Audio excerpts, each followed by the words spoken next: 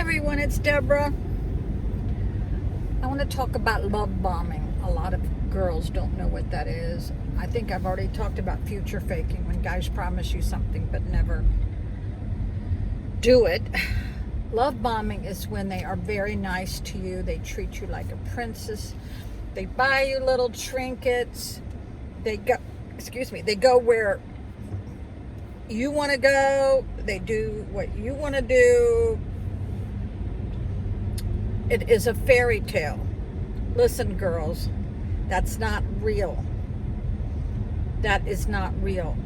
If you are being bombarded with gifts and the guy is just so wonderful, that is your red flag. That is love bombing, because the minute they know they've got you and that you fell in love with them or that you're married, everything changes. It's happened to me probably, I guess, 3 times. Yeah. And it really throws you for a loop. Because then you go into shock when you realize it's not the fairy tale. It's actually a nightmare, okay? It's a nightmare. So this is why if a guy's giving you an expensive gift, you should not take it. Don't. Because it kind of like locks you in. And you just never take an expensive gift from a guy, because he could be love bombing you.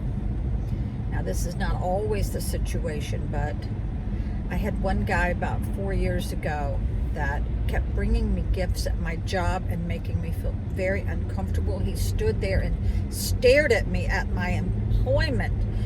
Guys, don't do that. You never go to someone's job when you're not married to them and you just stare. That's just not cool. And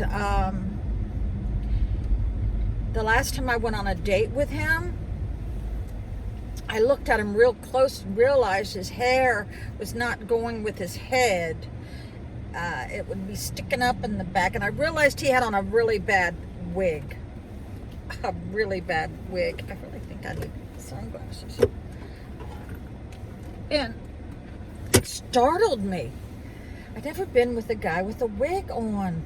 And it was just a bad wig.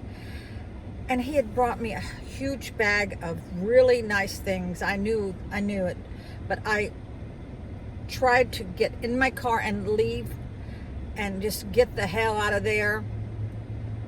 Because I'm thinking, what happens if we were to become a couple and this guy, he's in the bed and he's got his head on the pillow and then his wig falls off? I mean, it would just be traumatic to me and him. I couldn't deal with this. So I tried to lose him in my little town I was living in Colonial Beach, and I went down all these side streets, and God dang it, he found me. I don't know how in the hell he did this. So he tries to still give me this bag of gifts he had bought, and I just said, go away, leave me alone.